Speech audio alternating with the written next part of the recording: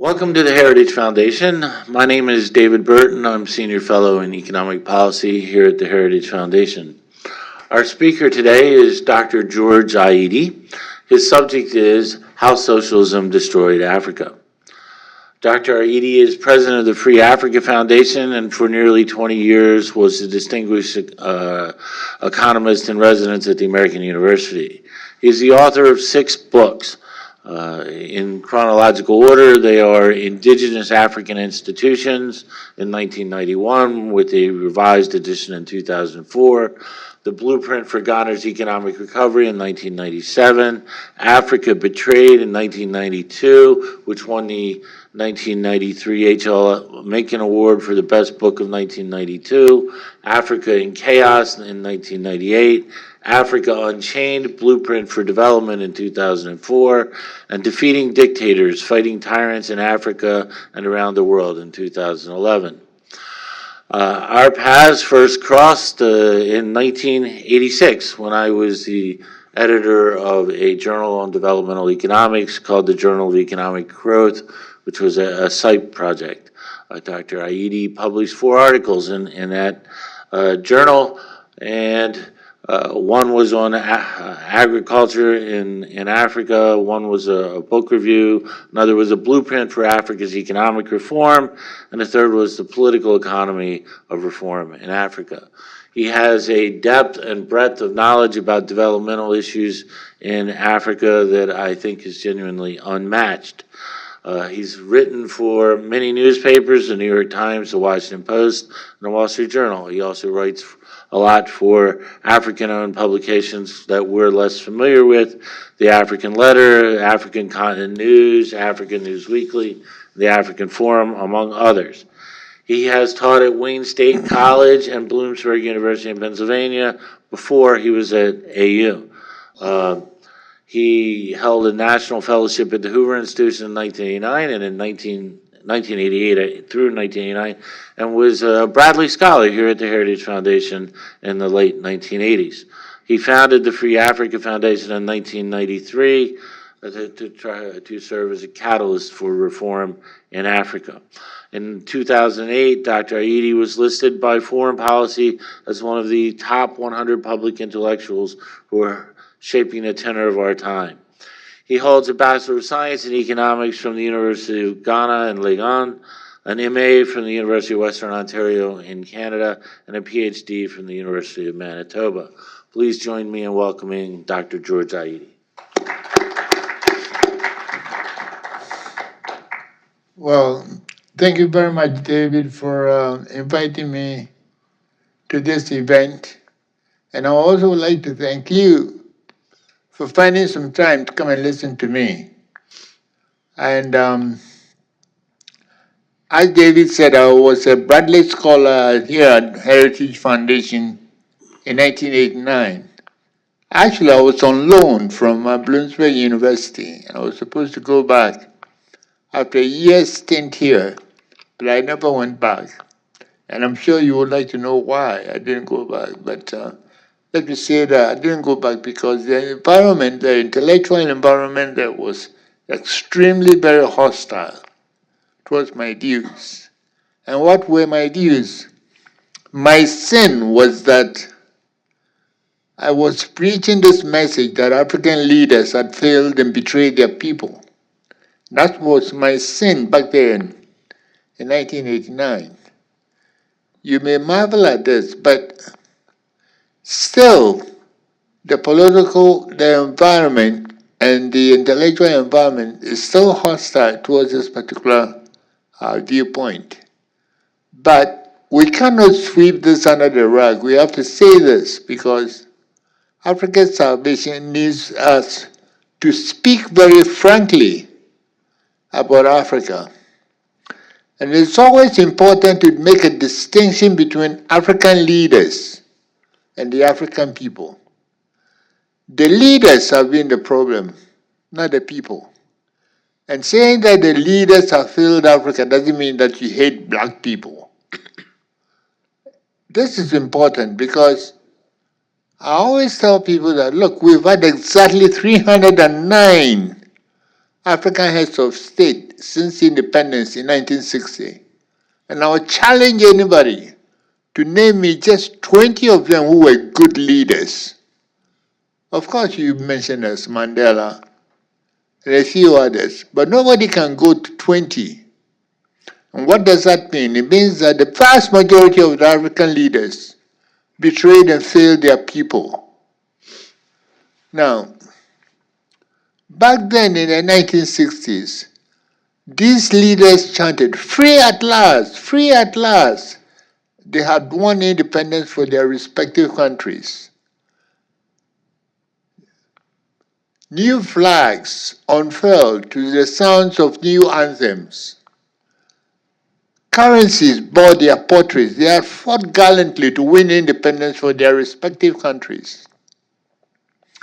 They all settled down to develop their respective countries. But with what model? That was what the million-dollar question was. Did they want to develop Africa using a capitalist model, a socialist model, or what model? Back then, Kwame Nkrumah of Ghana said they didn't want to use any Western institution at all. Democracy was a Western institution and an imperialist dogma. He didn't want to have anything to do with that. Now, capitalism, most of the African leaders rejected capitalism. They identified capitalism with colonialism and argued that since colonialism was evil and exploitative, so too was capitalism. So they didn't want to have anything to do with capitalism. So many of them adopted socialism as their guiding ideology to develop Africa. Nkrumah, for example, believed that only socialism can demolish the colonial structure that Ghana inherited after independence. Nkrumah, Julius Nyerere of Tanzania, Kenneth Kaunda of Zambia, many other, in fact, even Robert Mugabe, all adopted socialism. Now, by socialism was meant increasing participation of the state in the economy. It also meant they nationalized many foreign businesses and instituted a plethora of state controls on rent, prices, foreign exchange, imports, and exports. Now, in Ghana, it also meant the establishment of state-owned enterprises. Now, in Ghana and Tanzania, the Nyerere instituted an Ujamaa policy which forced peasant farmers into government villages. No farmer was to be able to, it was illegal for farmers to sell their agricultural produce on their own. It was illegal. They had to sell their produce to the farmers, to the government, at government-dictated prices. Now, what were the results of these socialist experiments across Africa? I'd like to read to you some of the results that we had. In Ghana, when Nkrumah was overthrown in 1966, there were 64 state-owned enterprises. Only 4 out of the 64, were paying their way. Now, in Tanzania, when they introduced collectivized agriculture, production plummeted by more than 20%. Tanzania, which used to be a food exporter, was then in 1971 importing food. Exactly the same thing happened in Guinea. Guinea, at one point in 1958, when it gained its independence, was exporting food to neighboring countries. After Secretary's Marxism in African clothes, Guinea started to import food. In fact, 4 million people in Guinea fled the country to neighboring countries. In country after country, in Ethiopia, in Tanzania, in Zimbabwe, the socialist experiment was a complete failure. What were the reasons for the failure? There were 4 main reasons.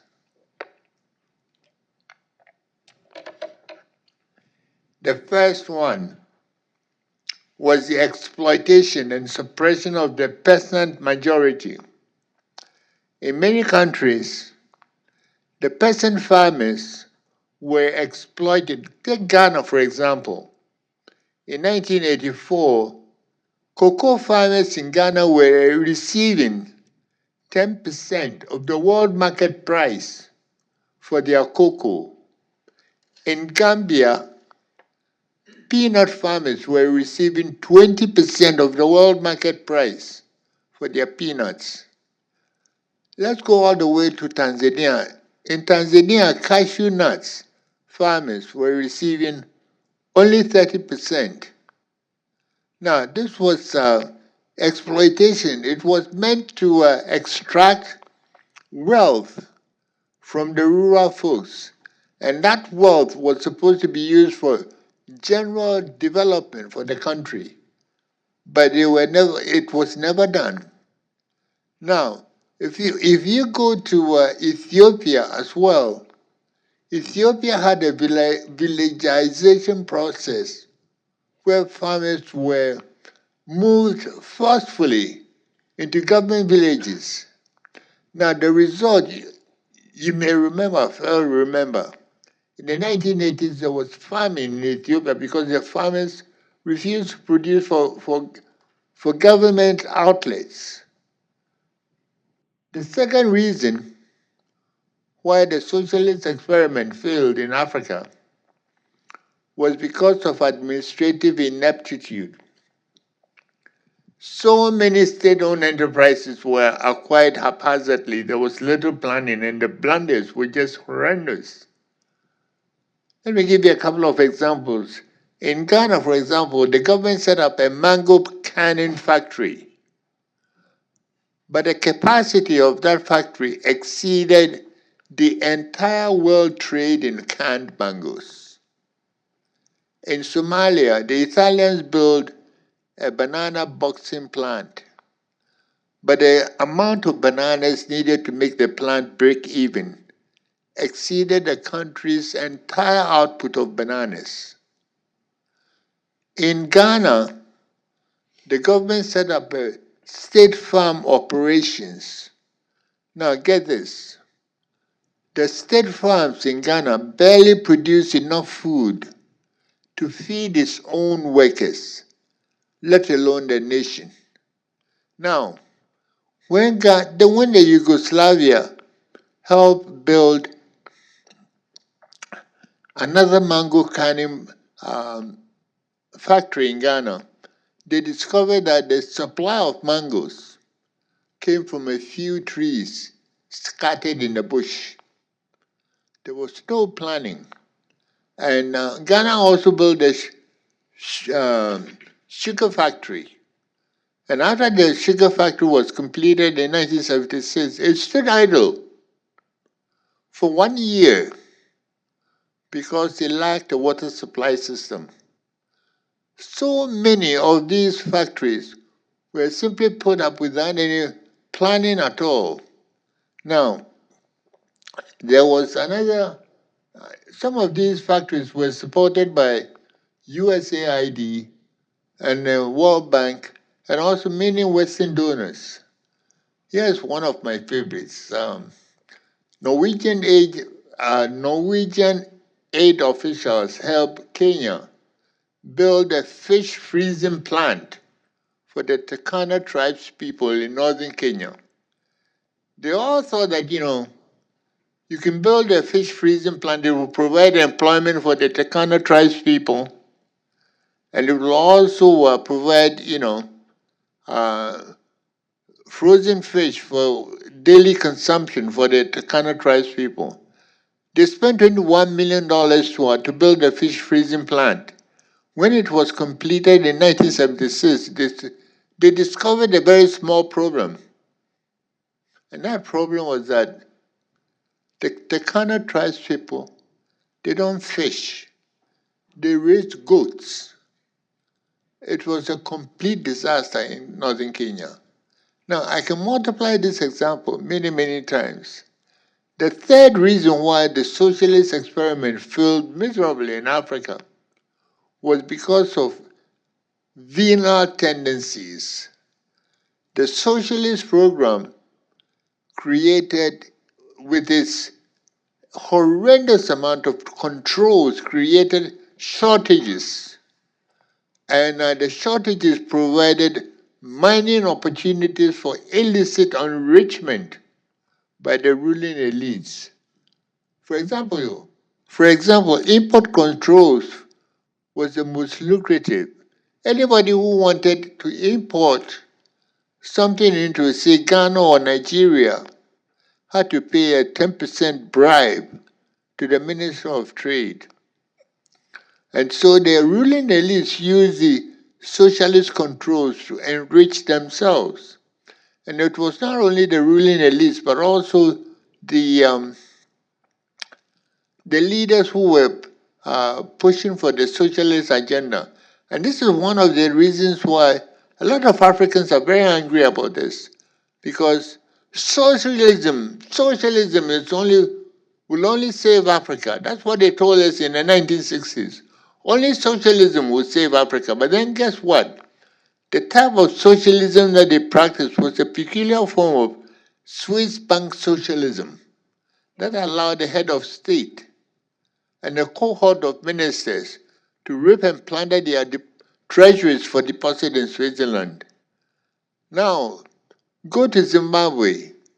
There, in the 1980s, one of the ministers in Mugabe's government was asked to define socialism. And he said, here in Zimbabwe, socialism means what is mine is mine, but what is yours, we share. $15 billion in Marangi diamond revenue has disappeared in Zimbabwe. They still can't find it. Go to Angola. In 2017, the president of Angola, Eduardo dos Santos, retired after 38 years in office with a personal fortune of 20 billion. Now, I'm not making this up because I have documented all this in this written script. And I'm going to leave this. We're going to post this on the internet so that people can see. He retired with $20 billion in personal fortune. His own daughter, Isabel dos Santos, is worth $2.4 billion. They call themselves socialists. Some socialists. This is the type of socialism which was practiced across Africa. Go to Mozambique. $2 billion in loans have vanished in that socialist country. Now, the fourth reason why socialism failed because socialism as an ideology is alien to Africa. You cannot defend socialism upon the basis of African tradition. If you go to Africa, all the means of production are privately owned. It's important that we understand this because the leadership in Africa did not understand their own African heritage. Here in America, the basic economic and social unit is the individual. The American says, I am because I am, and I can damn well do anything I want. Now, in Africa, the African says, I am because we are. The we means the extended family or the community. So when you go to Africa and you ask, who owns this land? The African will say, the land belongs to us. The first Europeans who heard this misinterpreted that to mean the land belongs to every Tom, Dick, and Harry in the village. That was not the case. It meant the land belongs to him and his extended family. the extended family in Africa acts as the corporate unit and owns the land and determines what can be grown on the land, etc. But the extended family is a private entity. It is not a tribal government. That is a distinction which Nyerere did not make and brought about a lot of confusion. There were free markets in Africa, free trade and free enterprise in Africa before the white man stepped foot on the continent. So you cannot go to Africa and preach that kind of socialism to the African people because it is totally alien to their fundamental indigenous culture. That was the fourth reason why socialism failed. Now, if you go to Zimbabwe, the devastation that socialism left there is for everybody to see. In Zimbabwe, after 1990s, the Mugabe government decided to forcibly seize land without compensation and destroyed the agriculture and the export crops that you had in that particular country. Now, there was so much inflation in Zimbabwe that the rate of inflation reached 2 million% and the Zimbabwe currency collapsed completely. And they had to adopt the US currency, the dollar.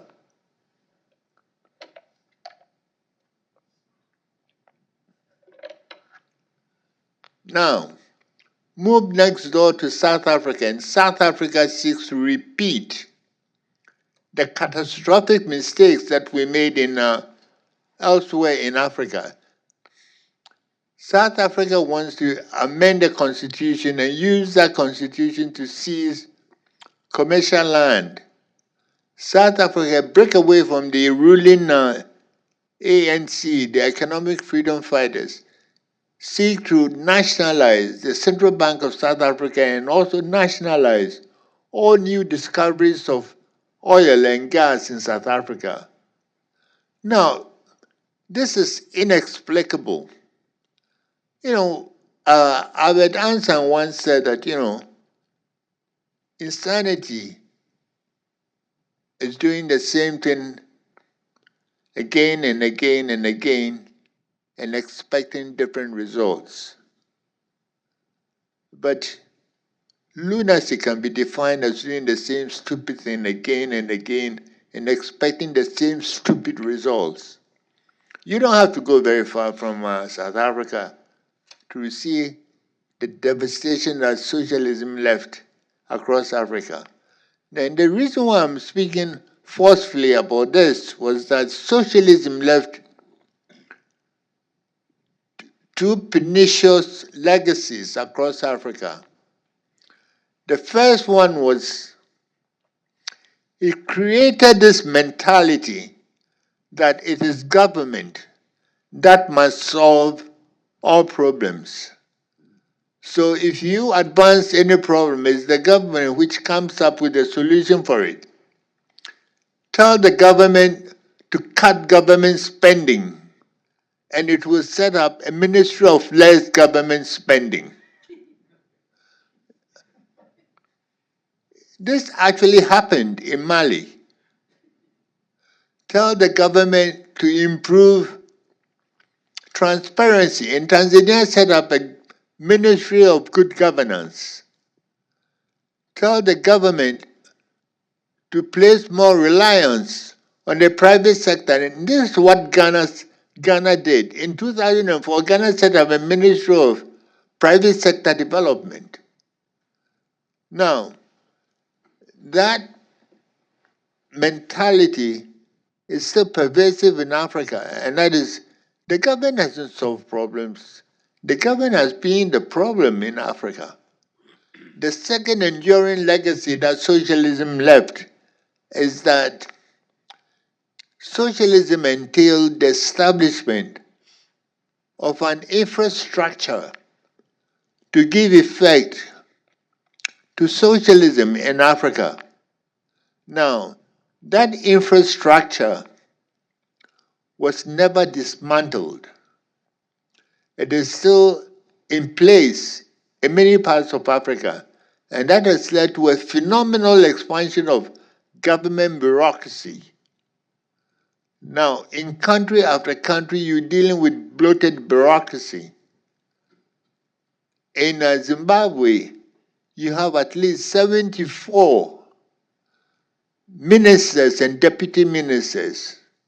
In Angola, 80 ministers and deputy ministers. Kenya, 68. In Ghana, the number has reached 110. Now, all this bloated bureaucracy absorbs wages and salaries. And African governments, in Ghana, we spend 70% of the government budget on wages and salaries. In Zimbabwe, it's almost 80%. In Angola, it's also 70%, which means that the government has very little left for development expenditure. So the government has become so bloated that, the socialist ideology created an infrastructure which is still very much in place.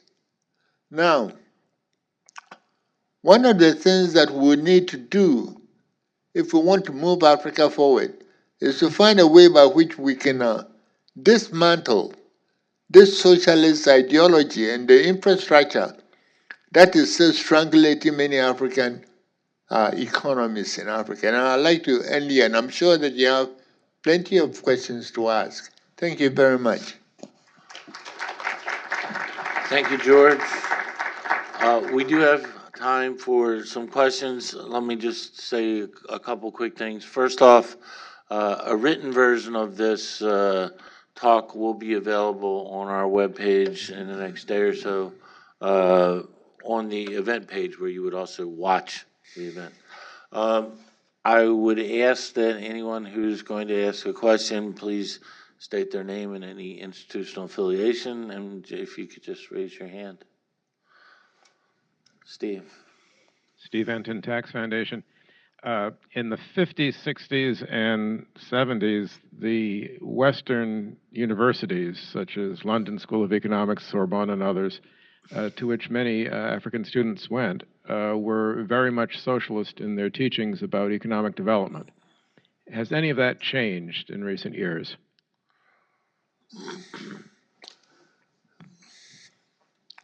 I'm very much aware of the role that the London School of Economics played in terms of, I think back then there was an innocent mistake that was made in the terms of believing that back then they felt that the market was not strong enough and that if you needed to develop Africa, you needed to work with African governments. And therefore, socialism was a way to go because colonialism has left African, did not leave Africa. Africa developed. So there was, I think, the need for government to become very much more involved in economic development. But since then, I don't think that, the London School of Economics has really shed its socialist roots. And I think that it still continues to dispense that kind of, I'll call it vile message to various African countries and leaders. This gentleman back here.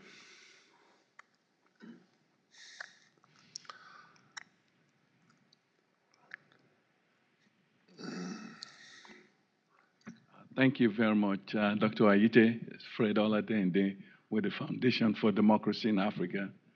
And my question is, we have seen since the 60s and up to date that the voices of liberty and freedom among citizens may have been responsible for the inept and irresponsibility of government. The creation of Free Africa Foundation and other institutions has been to try to create a space for civil society in Africa to be able to use electoral democracy, elections, to effect the kind of change that would allow free enterprise and liberty to be as prominent as possible. From your experience and from the level of high exposure and research that you've done, why haven't we been able to concretize civil society presence so that we can deter this inept bureaucracy current in Africa, at least going forward? And how do you see the new Trump administration policy on Africa assisting to limit the socialist, communist effects in Africa? Thank you. Oh, yeah, that was, Fred, that was a very good question. And you and I have been in this battle for a very, very long time. And you've done a yeoman's job in trying to push for the creation of space for civic organizations like yours, to push for democracy and also for reform. But progress has been limited. And one of the reasons why progress has been limited, three reasons in my view. The first one is that, and again, it's still the part of the socialist legacy in the sense that most people, whenever there's a problem in Africa, most people tend to look up to the government or expect the government to come and solve it. So we're not relying more on the private sector. We're looking up to the government. If there are too many, if the roads don't work or things don't work, we blame the government. So there's still that kind of socialist mentality of looking up to the government to come and solve the problems for us. Now, the second reason also is that in order to create space for groups, civic groups like that, you need to have reform. But we haven't had much reform in Africa because the leadership there are not really interested in reform. I mean, you push them to reform and they perform what I call the Babangida boogie.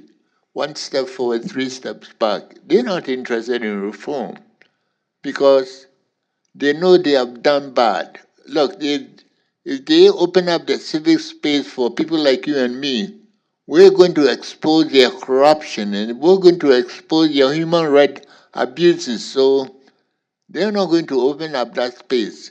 They're not going to do that in Zimbabwe. They're not going to do that in Angola and other African countries. So they all put up these cosmetic changes or reform to satisfy the World Bank and the IMF to show that they are doing something, but they're really not serious in doing something. Look, if you want to cut, like I said, if you want to cut government spending, you cut down government spending. You don't put up a ministry of less government spending. These guys are not serious. Now, and the third reason why we haven't made much space is that, and on this one, I blame the wealthy Africans, rich Africans. I think rich Africans should be supporting the movement for change in Africa. And and I think they should be supporting people who are trying to bring a much freer environment in terms of promoting free enterprise in Africa. They should be supporting the efforts to open up Africa. And I think rich Africans have not been very active in this particular effort. Yes. Terry. Thank you very much. Terry Miller with the Heritage Foundation. You've presented a really damning indictment of socialism and the entrenchment of corruption in African countries. Could you speculate a little bit or offer us some of your ideas about a potential pathway out of this? And particularly if there's a role for the United States, either the private sector or the United States government or international organizations like the World Bank? Thank you very much. That's a very good question. And that is, well, I didn't choose to give a very uh, serious indictment of socialism because it hasn't worked in Africa. And I can't lie to you. We don't have any successful socialist country in Africa. We don't. And but we do have some countries which are doing very well. And the path to African prosperity, well, this is what we did in post-colonial Africa. What we did was we rejected our own and went abroad and copied all sorts of alien institutions to impose upon our people. Rome has a basilica, so we built one in Yamoussoukro in Ivory Coast. The US has space center, so we built a space center in Nigeria. We built one in Zimbabwe as well. France once had an emperor, so Bokassa in 1975 spent $25 million to crown himself an emperor. American farmers use tractors, so we also imported tractors into Africa. New York has skyscrapers, so we also copied and built skyscrapers in Africa in the middle of nowhere.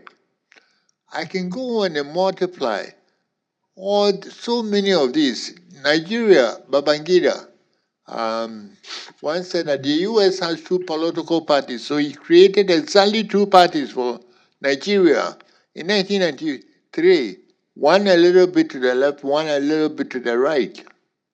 Now, if you look at the continent of Africa, it is littered with the carcasses of all these foreign systems that we imported and brought into Africa. They didn't work.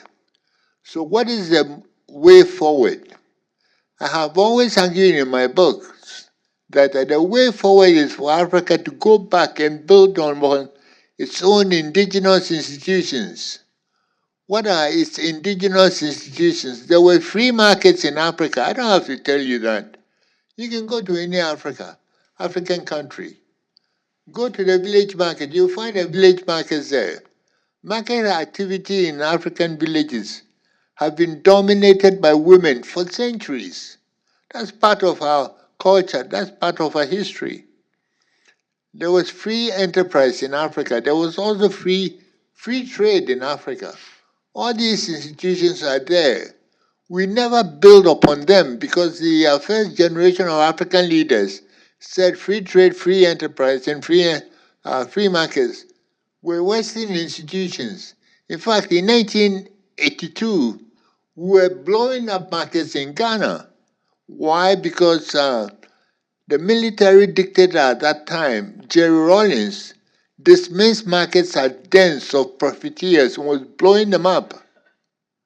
Now, the only African country that went back and built upon its indigenous institutions was Botswana. And it is doing very well. We don't have to go to Asia to copy their model. The model that we need to copy is right there in Africa, in Botswana. That's what we need to copy.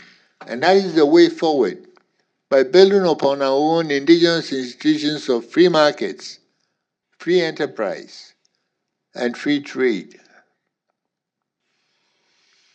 Okay, any other questions? This gentleman in the center.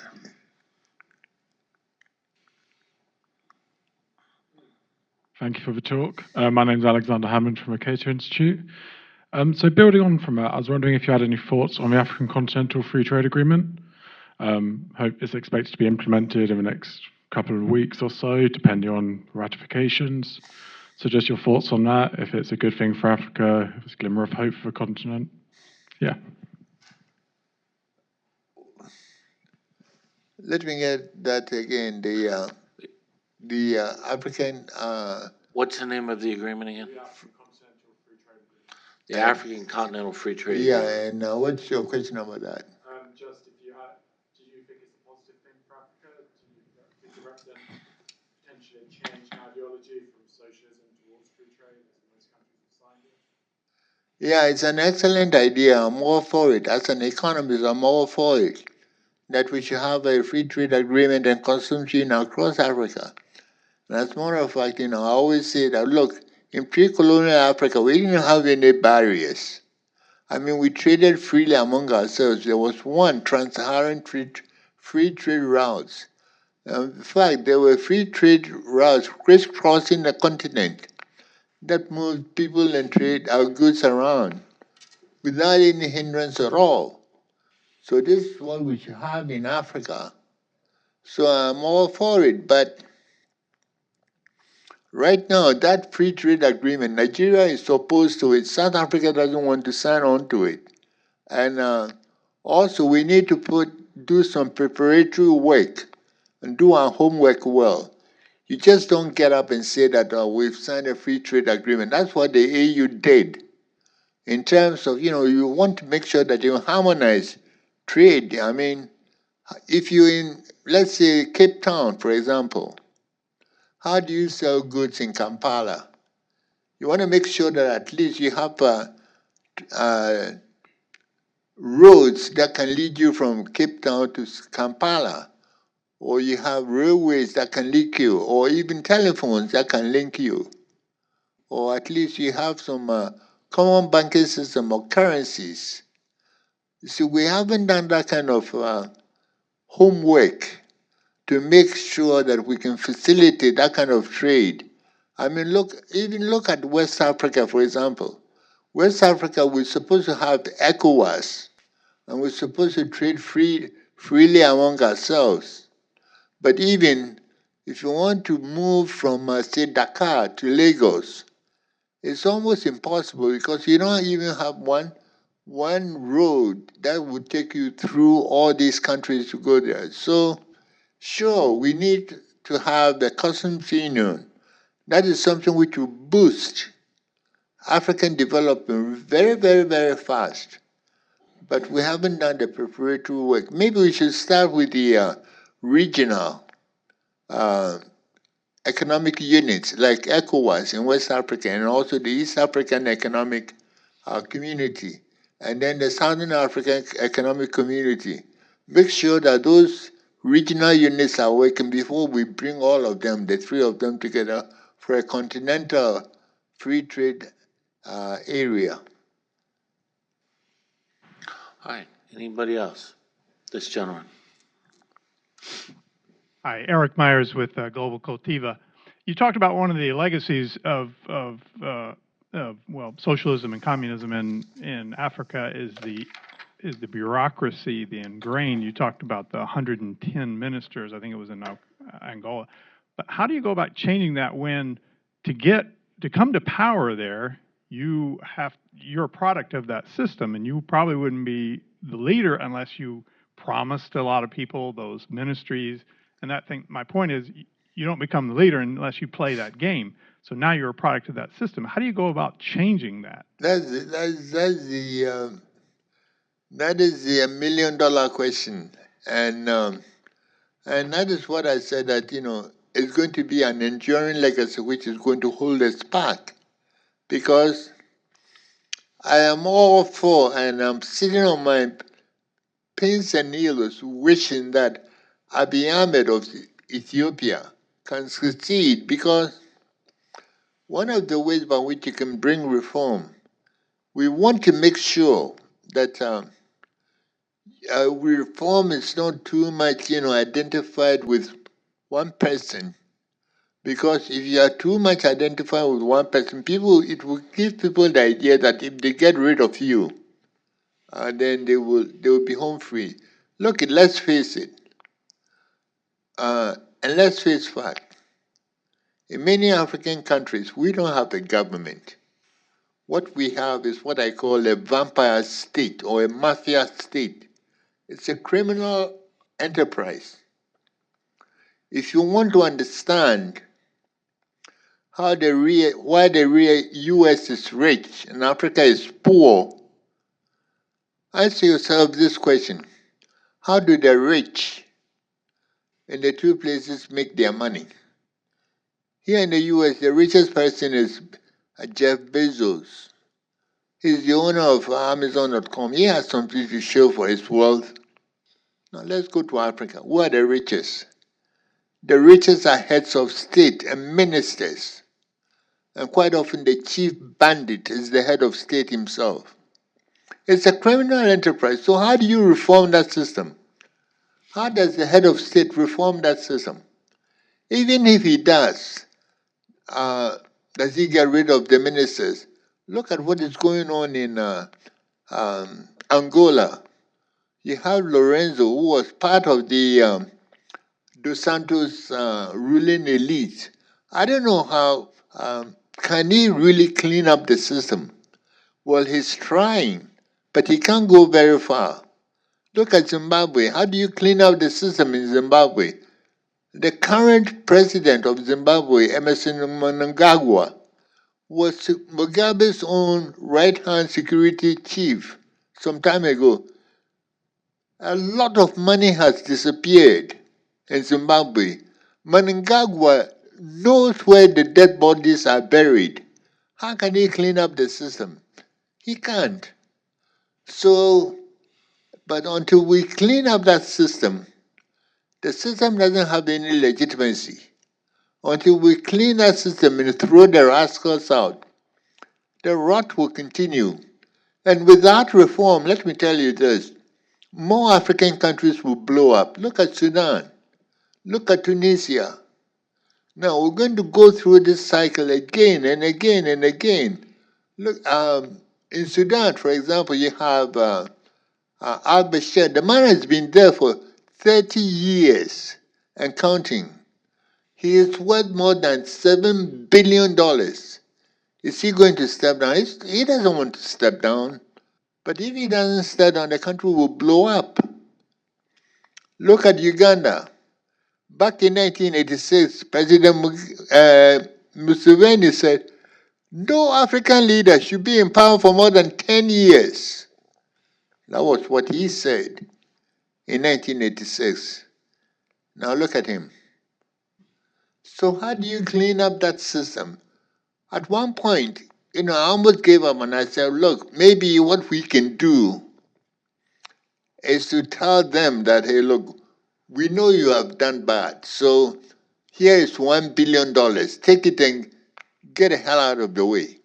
And then leave Vamoose, go somewhere. But then it will be encouraging corruption, and it will be encouraging the same rot.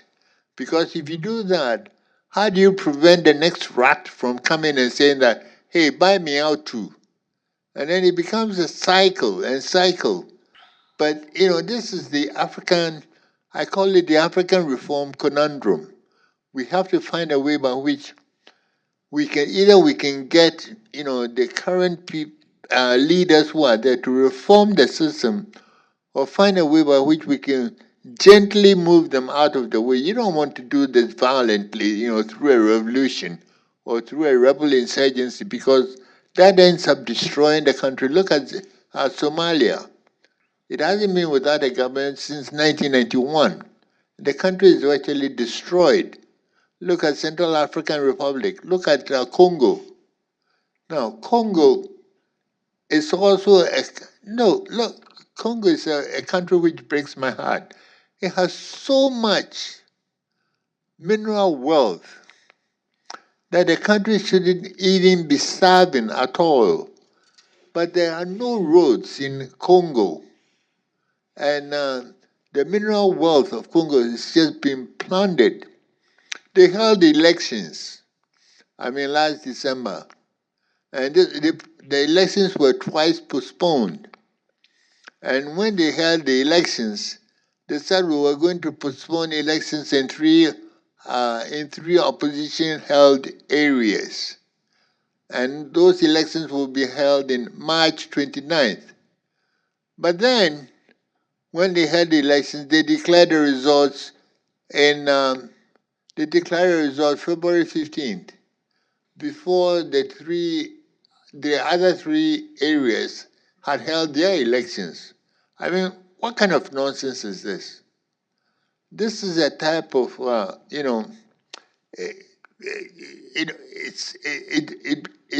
it defies common sense. The kind of buffoonery that is going on in several African countries, that doesn't make sense at all. And that is holding Africa back.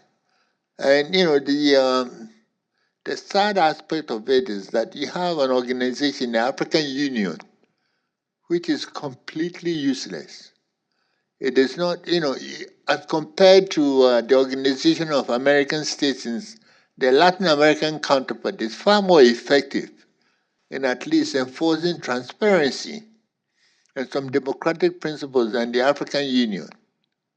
So I think we're going to be wallowing in mud for some time to come. I'm sorry to say this, because Africa has a great deal of potential that needs to move the continent forward. Anybody else?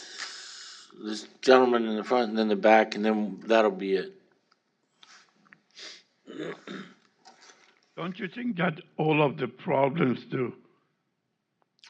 you set for regarding Africa, corruption, mismanagement, all of them has been created by Western countries, by colonizing countries, and it's not also limited to Africa. Right now, most of the countries in the world, unfortunately, that issue of corruption and is prevalent. And the other matter is that where do they get their money, take their money when they have there is corruption? You see, they go to Europe, to London, or over here. So what's their solution for that? Well, that is what the bandits want us to hear. And also that's what the bandits want us to believe, that, Mobutu, for example, Mobutu was Africa's richest kleptocrat of Congo DR. And he amassed a personal fortune of $10 billion. Now, his personal fortune of $10 billion when he was in power exceeded his own country's foreign debt of $7 billion, meaning that he could have written a personal check to pay off his country's entire foreign debt, and then some. Of course, he didn't need Social Security. When he was asked in 1984 who introduced corruption into Congo, he said, well, it was European business people who said, I sell you this thing for $200, then I put $20 into your Swiss bank account. Total nonsense. Look, we're having all these problems in Africa because the leadership instituted or put in place defective institutions and systems. Defective institutions and systems. Let's take the political system, for example. If you create a political system in which you concentrate a great deal of power in the hands of one individual, that system, no matter where you are, would degenerate into tyranny or dictatorship. That's what we had in most of Africa's post-colonial African countries. Many of the post-colonial African countries, after independence, established one-party state systems. No opposition parties were allowed in those one-party state systems. Now let me give you these statistics. In 1990, 30 years after independence, only 4 African countries were democratic. Those 4 countries were Botswana, Senegal, Gambia, and Mauritius. 4. Now remember that We fought for our freedom from colonial rule. Where was it? Only 4 in 1990. Now, it was not only a defective political system, but they also established defective economic system. Now, that defective economic system bore no affinity to our own traditional economic system of free markets and free enterprise. But none whatsoever. You can't justify socialism upon the basis of African tradition. Now, so we had all these problems because the leadership created these defective systems and imposed them on their people. The colonialists did not create one-party state systems for Africa. The leaders did that themselves. So blame the leaders, not the colonialists. It was the leaders who stole Africa's money and put it in Swiss banks, not the colonialists. So blame the leaders. The ones standing on my neck were not the colonialists, they were African leaders. So let's place responsibility where they belong. All right, this is the final question. If you could try to make it brief, please. Thank you very much, Dr. Aite. I was just going to ask, based on your answer, not to the last question, the one before, are there any lessons learned, particularly from the United States transformation, where we know, not in the far past, we had the robber baron era, that Congress was able, through election of, if you may, more free market politicians, to be able to limit the oligopoly control of different sectors of our economy. Are there any lessons learned that we could use in assisting in the transformation and opening that space for private sector and civil society in Africa? Can we learn from the experience of the United States? Well, give me a second. I think I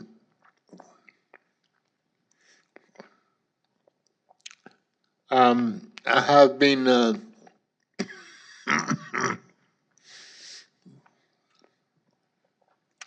I've spent a lot of time here, and I've been to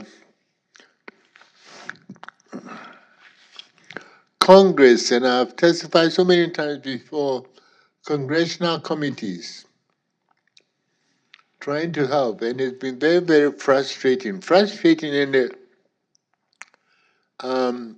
a sense that, in fact, I met with Secretary of State Hillary Clinton. Once she asked me what can the U.S. do to help Africa, and I told her that the U.S. doesn't have to reinvent the wheel, and that the U.S. should do for Africa what the U.S. did for the former Soviet Union, and that is where the West established Radio-Free Europe. And I said Radio-Free Africa would do wonders for Africa, because here in the West, Americans take their freedom of expression and of the media for granted. But in Africa, radio is very powerful. It's a very powerful means of communication, and that's why African leaders or governments go and control it. Get the media out of the hands of corrupt, incompetent governments in Africa, and you see the changes that will make in Africa. And that is, look at Ethiopia. Ethiopia, for a long time, used to have only one radio station for the entire country of 80 million people. The radio is controlled in Eritrea. And in Congo, when they were having elections, the Congolese government blocked access to the radio and also to the internet. They control these because they know how powerful the means of communication is. Get that, unblock that, and let Africans have access to alternative sources of news. And that would be able to break the monopoly that these leaders have. And that is where I think, Fred, this is where you and I, you are doing a fantastic job in promoting democracy. You and I know that the kind of work that you're doing, you will never be able to do that in many African countries. Not in Zimbabwe, not in Angola, not in Mozambique, not in Eritrea, none. We ought to be able to be doing this kind of work in pushing for reform in our own African countries without fear. But I can name you countries after countries after countries where journalists have been killed. In Mozambique, because they expose corruption, journalists have been killed. I mean, in Eritrea, almost all the private journalists are now languishing in jail. In Ethiopia, there used to be, even bloggers were thrown in jail until Abiy Ahmed came and released almost all those political prisoners. We need to have, in order for civil society to do its work, it needs to have space, and it also needs to have freedom of expression. The freedom of expression, this is guaranteed by Article 9 of Africa's own Charter of Human and People's Rights, the AU's own charter, but nobody enforces that. And I've always said that, look, what the West can do is to say that, look, any African country that does not respect that particular law of freedom of expression, it's also Article 19 of the United Nations' own Charter of Universal Human Rights. The United Nations can help Africa by throwing out of the United Nations any country that does not respect that particular Article 19 of the Universal Declaration of Human Rights. Freedom of expression is the mother of all freedoms. That is what we need in Africa, Fred, to push for democracy and to push for free markets and to push for other reforms that we need. Well, thank you very much, Dr. Aidi. Thank you all for coming. This concludes our event.